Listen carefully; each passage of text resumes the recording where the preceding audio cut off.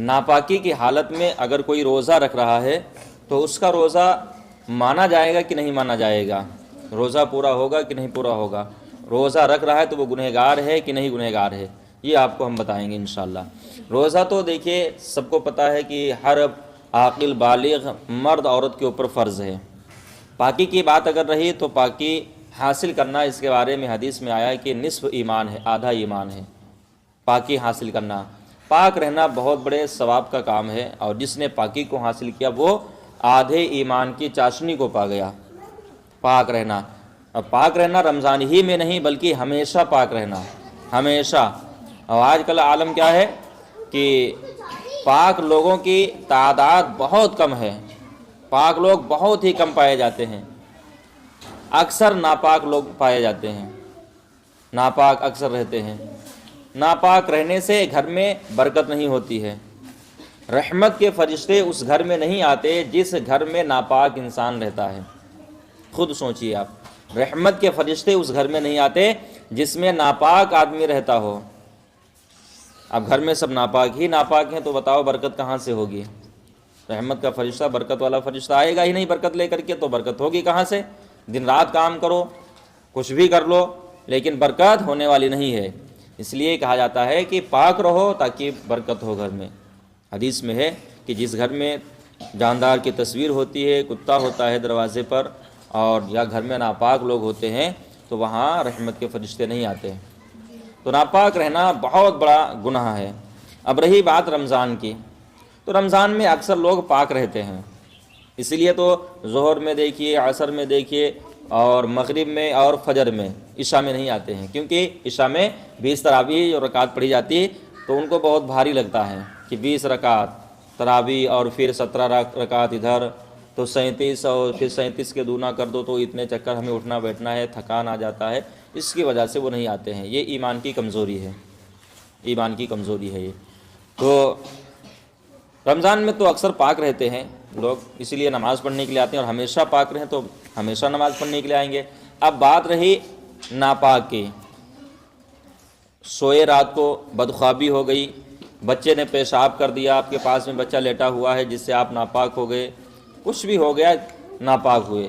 ناپاکی کے عالم میں آپ نے روزے کی نیت کر لی، سحری کر لی، کوئی بھی ہو، آپ لوگوں میں سے ہو یا گھر میں کوئی ہو، کوئی بھی انسان ہو، سحری کر لی۔ سحری کرنے کے بعد میں پھر ایسے ہی وہ سو گیا، صبح کو اٹھا یا عورت اٹھی صبح کو، اپنے کام کاج میں لگ گئی، دن گزر گیا، تو اس کے روزے کے بارے میں حکم یہ ہے کہ اس کا روزہ پورا ہو جائے گا، روزہ اس کا ادا ہو جائے گا۔ ناپاک رہ کر کے اگر کوئی روزہ رکھتا ہے تو روزہ ہو جائے گا، لیکن گنہگار ہوگا، روزہ ہوگا پھر بھی گنہگار ہوگا۔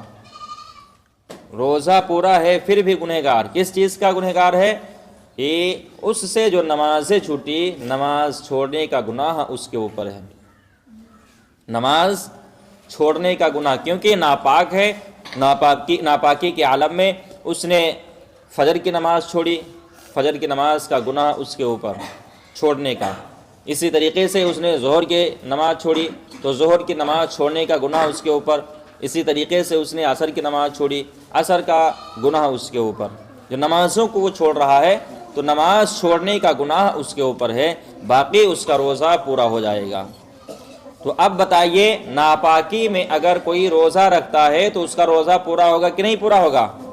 کس کے بولے ایک ساتھ، ہو جائے گا، کس کے بولے، اور ہو جائے گا، اس کا روزہ پورا ہو جائے گا، لیکن گنہگار، بولو، ہوگا، گنہگار ہوگا۔ کس وجہ سے؟ نماز کے لیے، نماز چھوڑنے کی وجہ سے۔ اب چاہے مرد ہو، چاہے عورت ہو، یا کوئی جوان ہو، یا کوئی بوڑھا ہو، یا کوئی بڑھیا ہو، ہے نا، گناہ گار ہے نماز چھوڑنے کے لیے۔ نماز چھوڑا گنہگار۔ تو نماز کی اہمیت بہت بلند ہے، اور بلند کیا، اللہ نے نماز فرض فرمائی ہے۔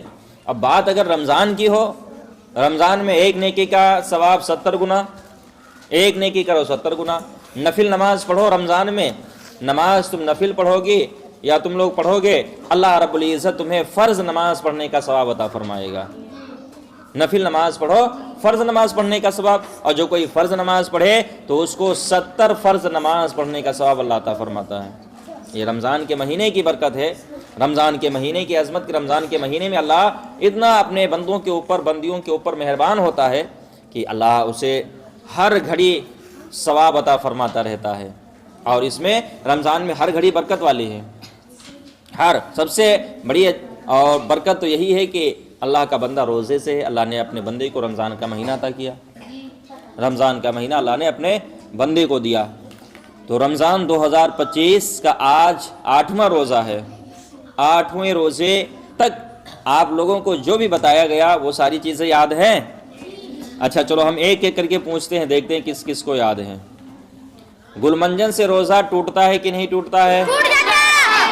تھوک نگلنے سے روزہ ٹوٹتا ہے کہ نہیں ٹوٹتا ہے؟ نہیں کس کے بولے؟ نہیں اچھا، اور خون اگر مسواک کر رہے ہو تو خون آ گیا، اس کو نگل گئے تو روزہ ٹوٹے گا کہ نہیں ٹوٹے گا؟ اچھا، اور قے ہونے سے روزہ ٹوٹے گا کہ نہیں ٹوٹے گا؟ پلٹی الٹی ہونے سے روزہ ٹوٹے گا کہ نہیں ٹوٹے گا؟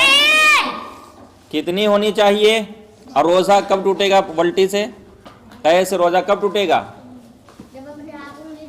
آہا سبحان اللہ، ہاں اپنے آپ سے مطلب کچھ کھایا پیا یا کچھ جیسے قصدن اپنے آپ سے اس نے کچھ ایسا کر دیا کہ الٹی ہونا شروع ہو گئی تو روزہ ٹوٹ جائے گا۔ اور بیماری کے عالم میں اگر الٹیاں ہو رہی ہیں تو چاہے ایک بالٹی ہی کیوں نہ ہو جائے یا ایک تسلا ہی کیوں نہ بھر جائے پر روزہ نہیں ٹوٹے گا، ہے نا؟ کولگیٹ کرنے سے روزہ ٹوٹتا ہے کہ نہیں ٹوٹتا ہے؟ ہاں نہیں بھی ٹوٹتا ہے، ٹوٹ بھی جاتا ہے۔ آنکھ میں دوا ڈالنے سے روزہ ٹوٹتا ہے کہ نہیں ٹوٹتا ہے؟